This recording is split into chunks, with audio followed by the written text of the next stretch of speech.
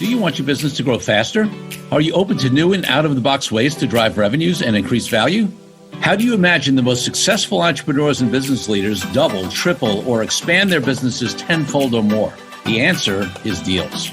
This is a weekly podcast featuring conversations with business owners, executives, and leaders as we reveal behind-the-scenes details that give you, our listeners, the confidence to pursue your own deal-driven growth.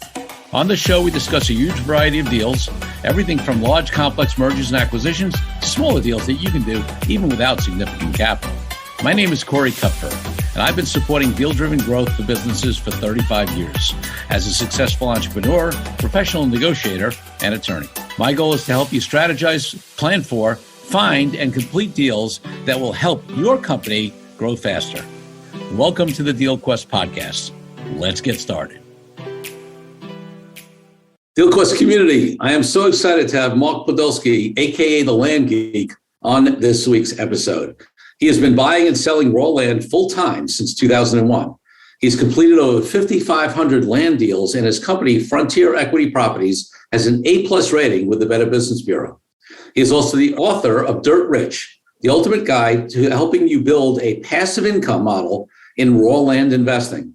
Mark helps entrepreneurs learn how to dominate their market and double their land investing income. Folks, I'm excited to have Mark on the program. We've had some real estate folks in the past, but not really around raw land investing.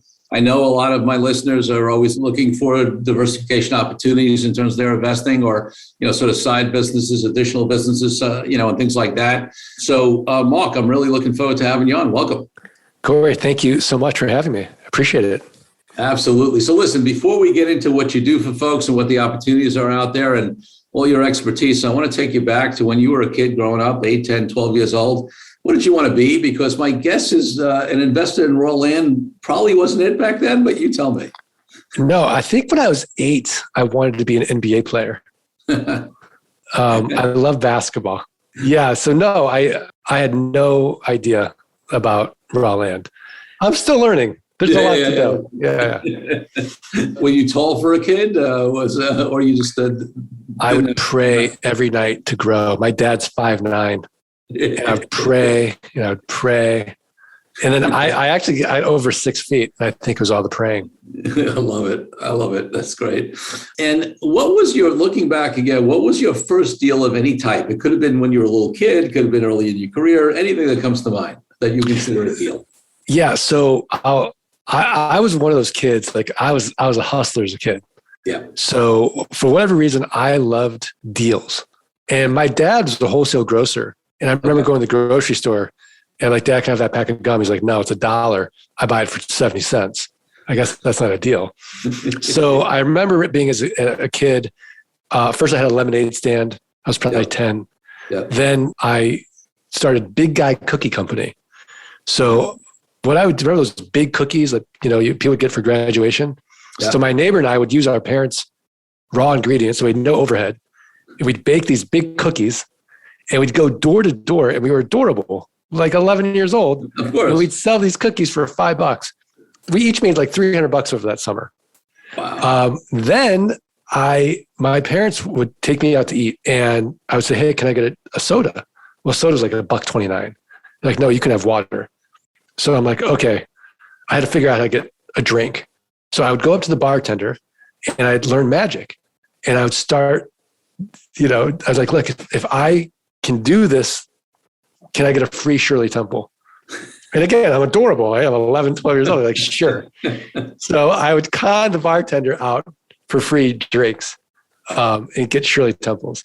Then in high school, if you wanted to get a corsage or a boutonniere, because I was kind of an awkward kid, okay, I locked up deals with all the florists in town. And I said, I will sell all your corsages and boutonnieres for prom and homecoming and all these things. So if you wanted to get one, you had to go through me and I got a commission. So I was like the corsage boutonniere mafia in high school. And not only that, but so that was only during the period, but my dad was a wholesale grocer. So for my sister and I, he would bring home a case of Snickers bars. Well, we're not going to eat a whole case of Snickers bars. And I noticed that our vending machine, no Snickers bars. So I would go and at lunch, I'm like, hey, $1 for a Snicker bar. Again, no overhead. Right. So I would make money doing that. And so I've always sort of like kind of a deal junkie as a kid growing up. And so that's how it kind of started. I love it. We have a lot in common. I won't tell a lot of my story because it's not about me, but I will quickly mention two things. One, and some of my listeners know, I used to deliver flyers door to door as a teenager, and one day we got, instead of flyers, we would stick those flyers in people's screen doors, all in Brooklyn. The houses were all close to each other. We got samples of Starburst candy, all right, and we had to hand out the samples. And they delivered extra, and we finished everything on the route, and nobody asked me back, for the extra ones. So I went and sold them to the local candy store. I made a chunk of money on that. Plus, I ended up getting clients on the route. So at 15 years old, I had a business because I would go into stores and say we deliver flyers, but I'd get my own accounts as opposed to bringing them to the company. And I had my friends. So so you and I have that in common. And then when I talk about the exclusive lockup, when I was in college, there was a beer distributor. This is in New York when the drinking age was 18, so you can drink on college campuses. And we would have, all the dorms would have parties Thursday night, Friday night, Saturday night, and they would have to get, if you wanted to drive to the beer distributor and pick up one keg, you could do that. But if you wanted 15 kegs, 10 kegs for your party, they would deliver it, and they didn't want to deliver to 100 people. So they had only 2 exclusive reps on campus, one on each side. And I was the exclusive rep my last 2 years of college on my side of campus. So anybody who needed beer delivered on campus had to go through me. So you want to talk about, controlling a commodity. And in college, controlling beer is a very good gig. Honestly, that's the best gig ever. I don't know why you would even graduate. I drank free at every party. I get all the beer paraphernalia and lights that everybody wanted. It was amazing. I got a wholesale price. I could charge whatever I wanted, to folks. Yeah. It was amazing. Any case. They made a movie about you called Old School. Yeah. That's too funny. All right. So we were both deal makers from when we were a kid. So let's talk about it. Talk about your path a little bit. Like, how did you get into raw land? What were we doing before that? I assume you didn't, graduate from school and suddenly buying raw land, or maybe you did. I don't know. You tell me. No, I was a miserable, micromanaged 45-minute commute to work and back investment banker. Specializing in mergers and acquisitions with private equity groups. And Corey, it got so bad for me, I wouldn't get the Sunday blues, anticipating Monday coming around. Yeah. I'd get the Friday blues, anticipating the weekend going by really fast and having to be back at work on Monday. Wow. So my firm hires this guy, and he's telling me that as a side hustle, he's buying up raw land, pennies on the dollar at tax deed auctions. Okay. He's flipping them online. And he's making a 300% return on his money. Well, Corey, I'm looking at companies all day long. Great company. 15% EBITDA margins or free cash flow.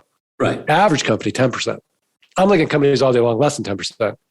I'm from St. Louis, Missouri. I'm from the Show Me State. I don't believe him. I've got $3,000 saved up for car repairs. I go with him to New Mexico. I do exactly what he tells me to do. I buy 10 half-acre parcels, an average price of $300 each. I flip them online. They all sell for an average price of $1,200 each. 300%, it worked. Wow. So I took all that money. I went to another auction in Arizona, which is where I live. And again, this is 2000. There's no one in the room. I'm buying up lots and acreage for like nothing. I flip all that land. I make over $90,000 cash. So I go to my wife, like, honey, I'm going to quit my job, become a full-time land investor. Oh, I'm sure she was thrilled about that, huh? And pregnant, by the way. Oh, you're pushing your luck, buddy. So she's like, absolutely not. So I said, okay. Right. So it took me about 18 months for the land investing income to exceed the investment banking income. Wow. And then I did quit, and I've been doing it full-time ever since. Wow. All right. So actually, it's interesting. I want to take a jump to the present, and then we go back, because what came across my mind, what may come across a lot of listeners' minds is, sure, that was a great game back in 2000, right? Things were cheap, but like, isn't all the land gone now? Isn't it much more expensive? Can you're obviously still in the business, so I assume I know what your answer is going to be. Well, let's get that objection potentially out of people's minds. What's the current situation? Is that still doable? Yeah, absolutely. It's such a good question, because, and actually, when I started teaching people how to do what I do, my wife's like, what are you doing? You're creating your own competition. This is dumb. So I'm like, well, let's put on our investment banker hat. How big is the market? Mm-hmm. So there are billions of acres of land for sale in this country. Wow. There is no one doing it.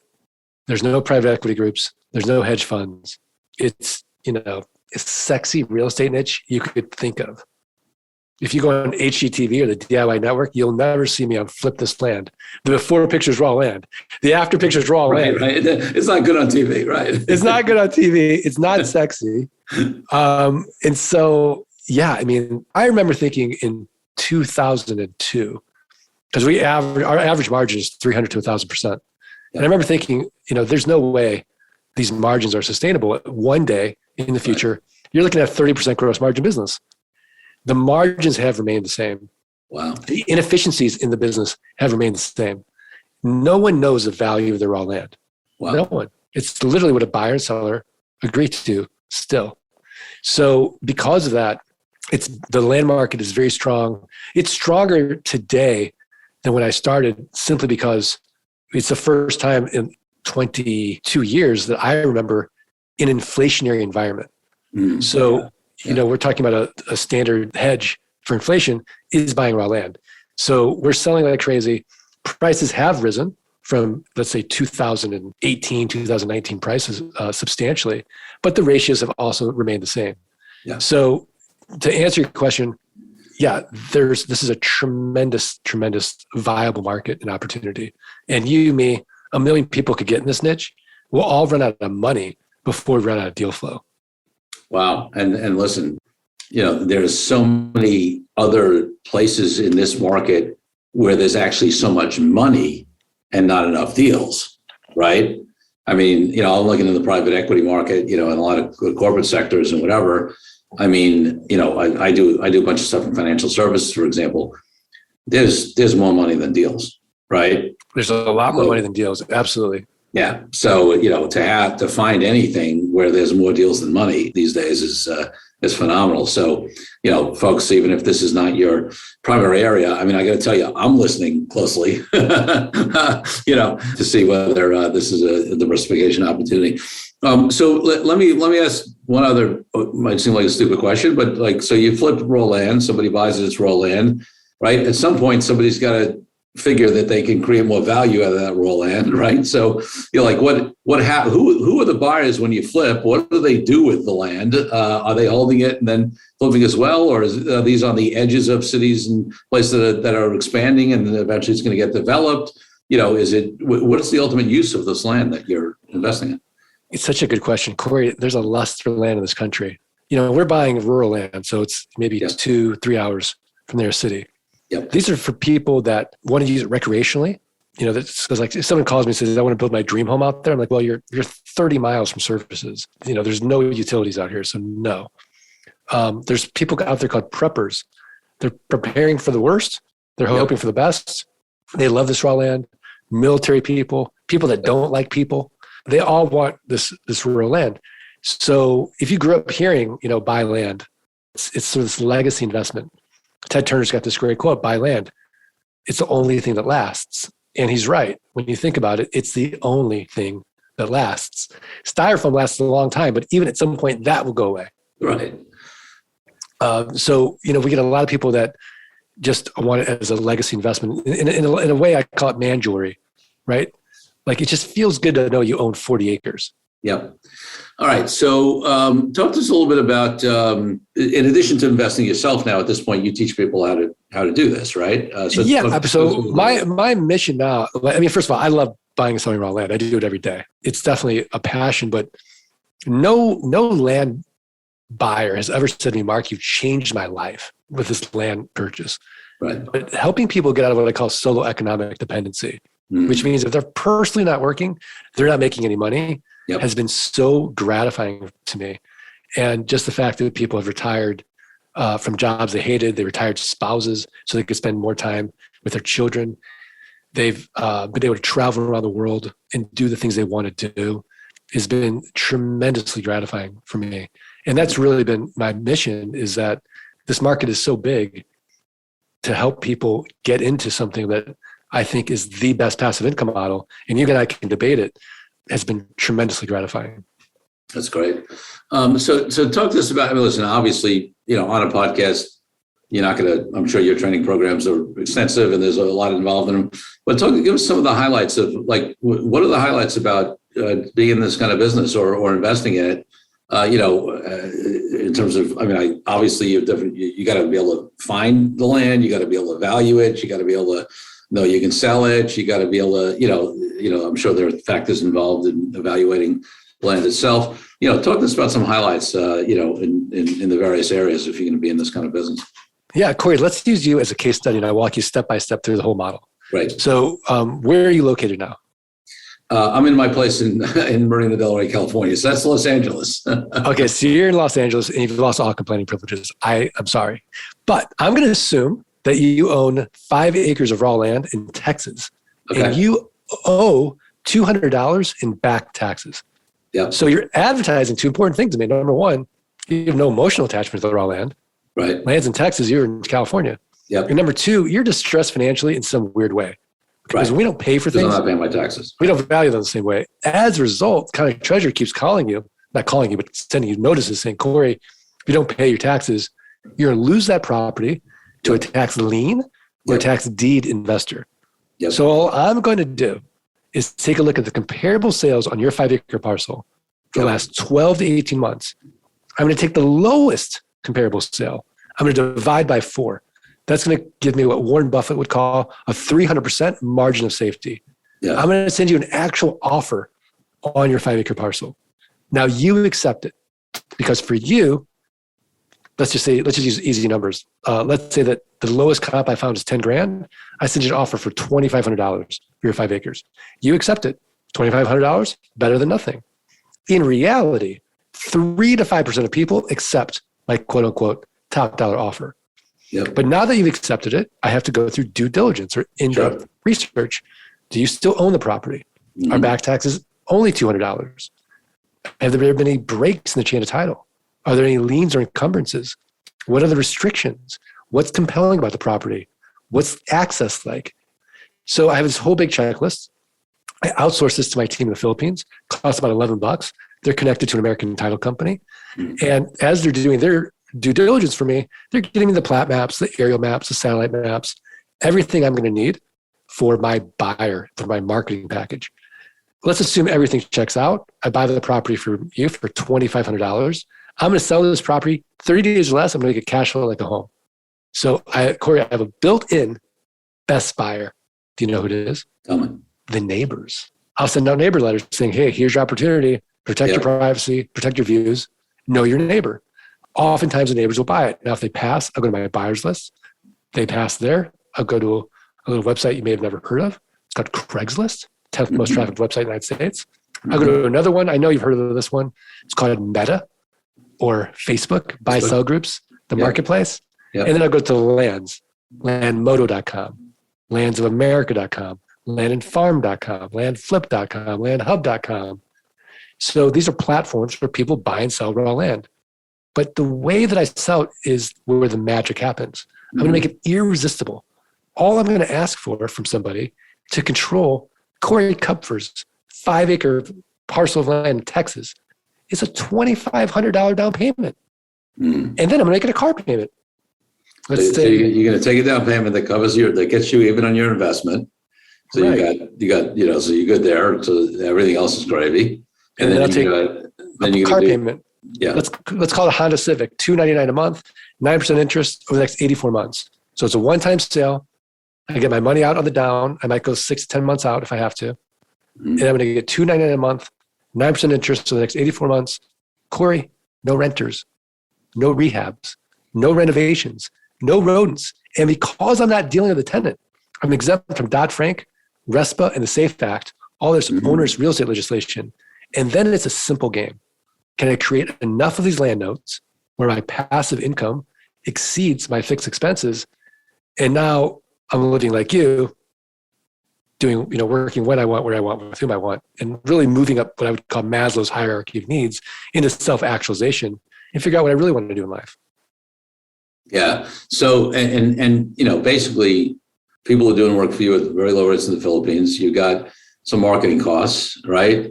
You got, there's not a huge amount of, you got obviously your investment in the property. Maybe, you got some minor tax carrying costs or whatever, in the time in between when you buy it and you flip it, right? Like there's not a lot of overhead in this business, right? No, my average, gross margin is, on a terms deal, about 1,000%, on a cash deal, 300%. It's extremely profitable. I say my average client's fixed overhead, not including mailing, with their virtual assistant teams and software, is $1,000 to $1,500 a month. All right. So then, I guess the only risk there then is on the deals you're doing over time, somebody stops paying, right? You gotta well, there's no risk because we use land contracts instead of a deed of trust, which means that we own the underlying asset until they pay off their promissory note. So if they default, so this is not a transfer title with a mortgage where you have to foreclose. Nope. This is basically like an installment payment. It's like a layaway plan almost in the old time stores, right? Where you'd pay money in, the store would still hold on to the goods, but they would supposedly have it put aside for you. And then, when you paid off, you got the goods. So interesting. You got it. Exactly. Let's take a break from the show for a minute so I can invite you to a new way to determine your deal readiness. I created a fast and easy assessment that will determine exactly how deal ready you are. Once you complete the assessment, I use your responses to identify the obstacles that are holding you back from being a deal-driven growth genius. It's as easy as heading to CoreyKupfer.com/assessment. That's CoreyKupfer.com/assessment and filling out a few multiple choice questions. I'll be checking in after the episode to see what your results are. Now back to the show. All right. So there's no, when you're thinking that through, right, there's nothing to foreclose on. You still have title. You still own it. I assume they have access to the land while they're paying. Yeah, but they can't build on it. You have to have the ownership to get a builder's permit. But yeah, if you want to put a fence around it, you want to drop a well, you want to improve my property, go for it. You're welcome to it. Right. But right. I keep those improvements if you default. Right. I'm sure your contract says that they use the default. Interesting. Yeah. So are you mainly searching, you gave the example of with your taxes. In terms of identifying land opportunities, are you mainly searching for tax liens, or actually it's before taxes owed or anything like that, or are there other ways that you're identifying potential properties? And the way I identify the properties is I'm going to go where I know there's a market. Yep. So I might start at like a landmodo.com and see where are other land investors getting deals. Yes. So I know definitively I'm going to get a deal there. So think about it like this. Let's say you and I go out fishing. On one side of the lake, there's 2 boats. They're not catching any fish. Mm-hmm. On the other side of the lake, there's 50 boats, and they're all catching fish. Yep. Where do we go? Well, it's counterintuitive. We want to go where the other 2 are, right? We want to go where the other 50 boats are. That's where they're catching all the fish. But a lot of times we're like, oh, no, I want to go where the other 2 are. But that's not where the fish are. Right, because you think there's less competition, but there's a reason for it. Right. Yeah, exactly. So, in the other issues, it's a big country, right? There's 3,007 U.S. counties. But Corey, let's face it, nobody wakes up, thinks to themselves, boy, I like some raw land in Iowa today, unless you live in Iowa. So we're focused on Arizona, Nevada, Colorado, New Mexico, California, did I say Oregon, Washington, Florida.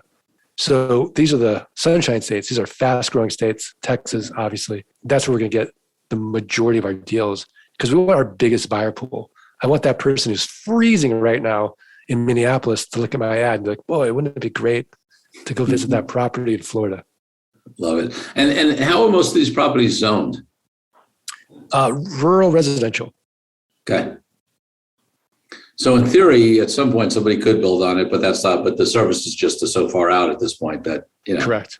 Interesting. So who's the typical person that comes to your programs that wants to be trained in doing this? It's typically a 42-year-old man with 2 children that hates his job, typically. A corporate type, maybe a software engineer, tired of working for the man, wants to start building a passive income, wants to replace his income, is a typical sort of person that wants to do this. Now, we also have we have people who are rich. We've got doctors and lawyers, but they want to become wealthy. They want time affluence. So their money problems are solved, but their time problems have been solved. Yeah. We have a program for them as well, where they, it's like it's done for you, and they can just be passive. So let's talk about that just a little bit, because a lot of our listeners are entrepreneurs. They could be professionals. They could be entrepreneurs in various industries, whether that's financial services, wealth management, tech, whatever. And certainly, a lot of them are actually very happy with their position, but always looking to diversify and always looking for certainly, passive income. I mean, a lot of the holy grail of, I know many, many entrepreneurs who love what they do, but the biggest thing that they don't love is that it's not passive, right? And they've got to, they're in my entrepreneurs organization community, many of the entrepreneurial communities, the biggest thing is to, the goal is to create a business that you can work on and not in, even if it's not totally passive. So people have that mentality, even if they're more successful and looking for opportunities there. So like at a high level concept, what they're basically doing is they're investing in a fund or something or in. Correct. Okay. That you are, that we're managing. That you're managing and making those investments. So this would be a passive investment into a fund or into an entity or whatever it is that actually makes those kind of investments. And then obviously they would share, I'm sure there's some sort of management fee or whatever, they would share in those profits at a high level. Exactly. Yeah. Right. But our management fee is exorbitant. And then just generally, high level, what do these training programs look like? Is it online? Is it a long period of time? Do people show up in person on seminars? Like what does that model look like for you? So there's definitely different, avenues depending on that person. So there's people that, let's just use a gym metaphor, right? Are you the kind of person that can read a book on working out, have the self-discipline to get up at 4:30 in the morning, be at the gym by 5, and execute on what you learned? That's a do-it-yourself program. We have that. Yep. If you're the kind of person that goes to the gym and knows that unless they've got instruction, like a group class, they're not going to work out unless they've got that person showing them what to do, we've got that. And then we've got the people that say, I want that personal one-on-one service. I want a personal trainer. We have that as well. Got it. That's a good analogy. It's funny. I'm a do-it-myself person in a lot of areas, but in the gym area, without a personal trainer, like I never miss a session with my personal trainer. I never go to the gym without my personal trainer.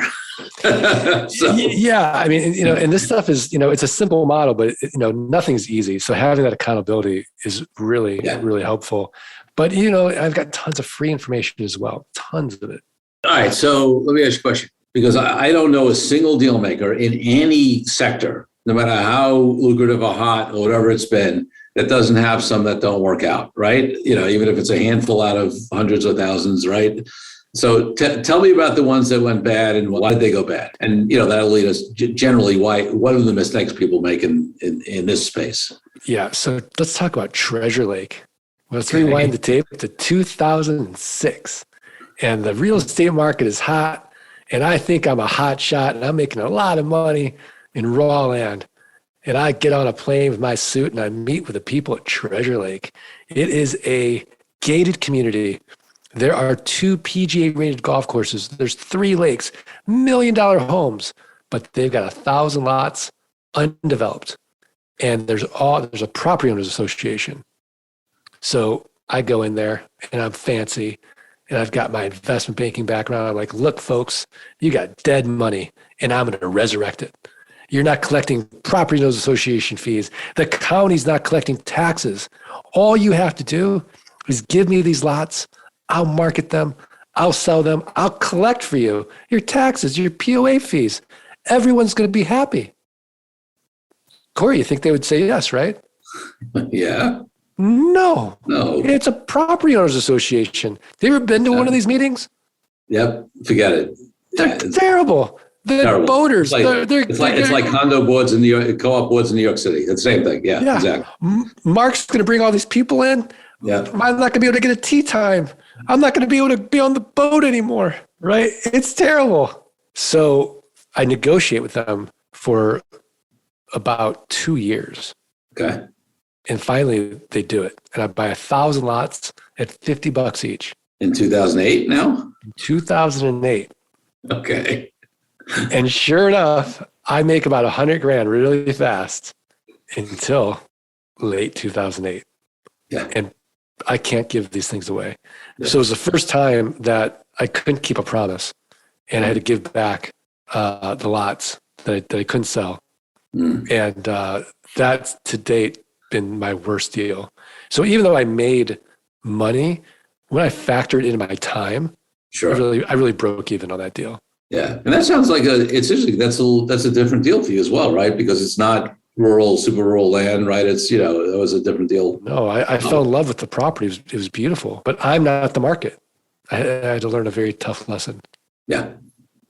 Now on the more typical stuff that you do invest in now that you train on and whatever, what are some of the mistakes people can make in investing in that more rural, land? Yeah, it's hard to make a mistake, actually. So because we're not going to buy in Ohio, we're not buying in Pennsylvania, we're not buying in New Jersey, where you have environmental issues. Yep. So if you're worried about that, you just go to epa.gov and make sure you're not buying in a Superfund site.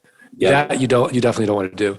The biggest mistake I see my clients make is they buy a piece of land and then they stop their mailing because, well, they just bought a piece of land. I'm not going to buy any more land till I sell this piece. Right. Maybe Mark is full of it. Maybe it doesn't work. Right. So then they sell the land and then they're Chick-fil-A with no chicken. Right. And it's about a 6-week process now to get their deal flow going. Right. So I would say never stop mailing is one of the biggest mistakes I see people make. It's just keep that deal flow coming. Keep that deal flow going. Yeah, got it.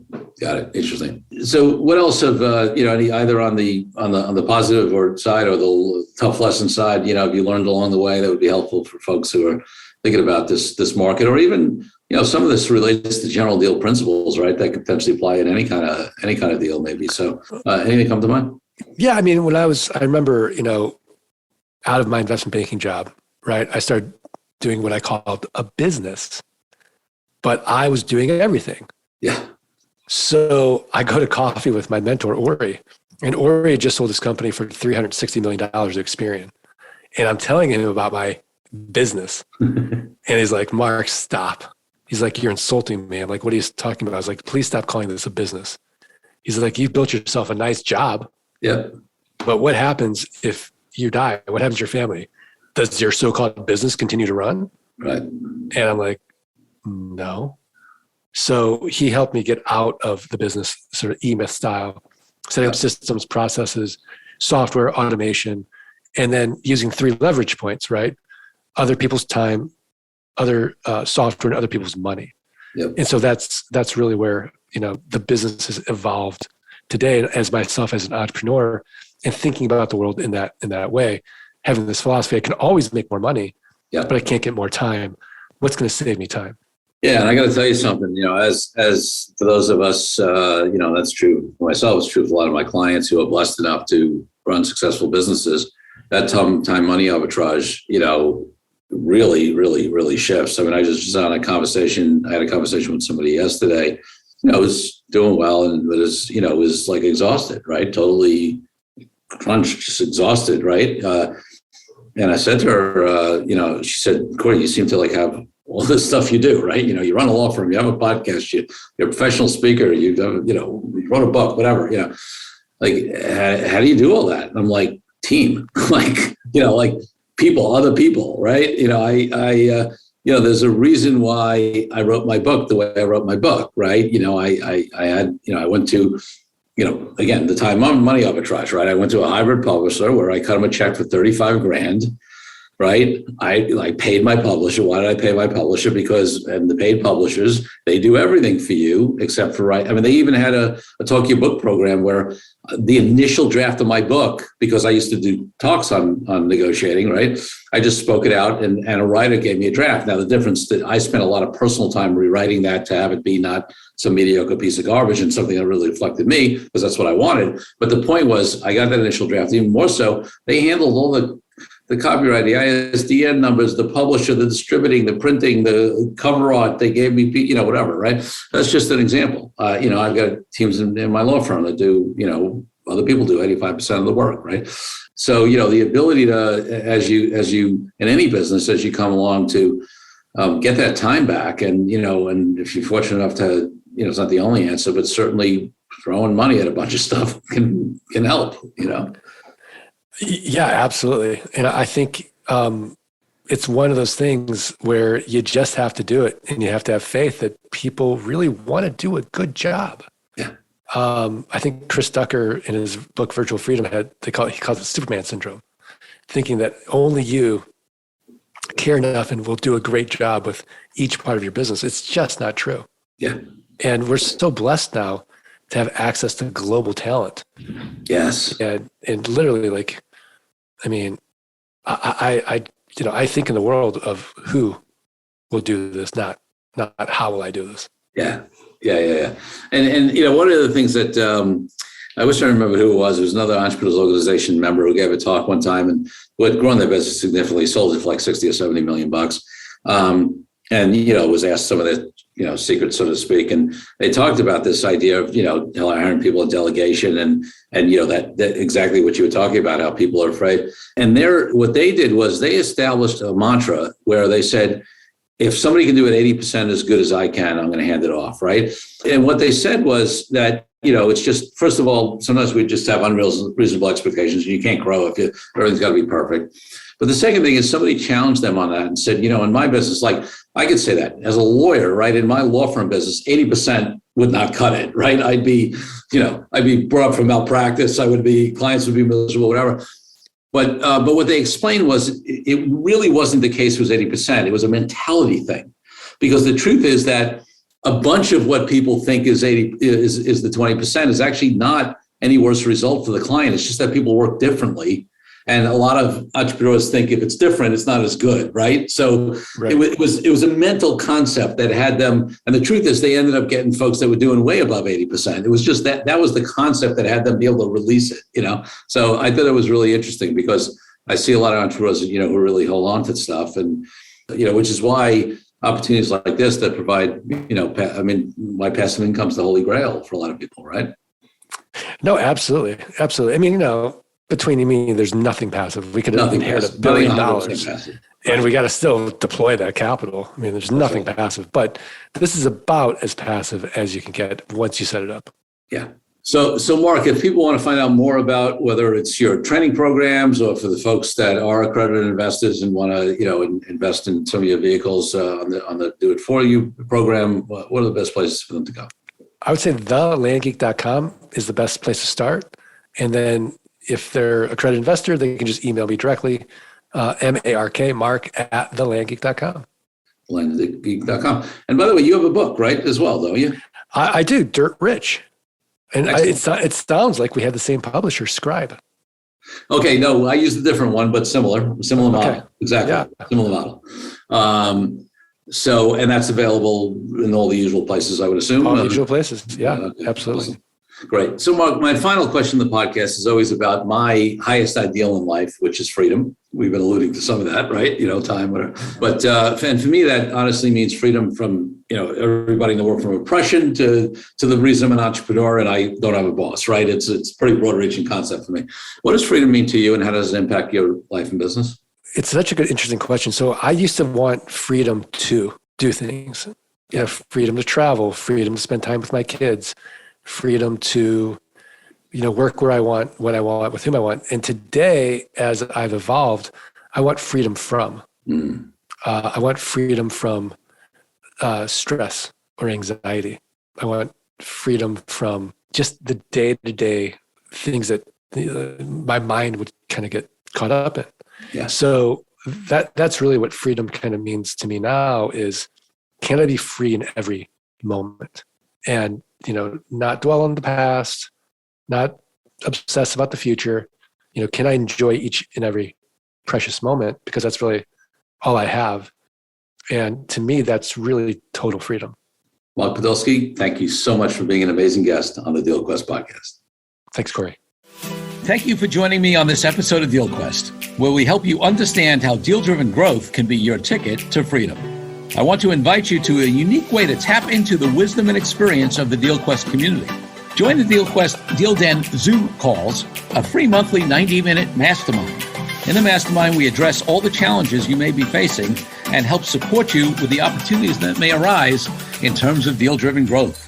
You will get input not only from me, but all the members on the call will collaborate and serve each other in a mastermind format. To sign up for the free mastermind, go to www.corykupfer.com/dealden. That's corykupfer.com/dealden. I'll see you there. I'm Corey Kupfer. Until next week, wishing you the freedom and financial prosperity that I know your DealQuest will bring.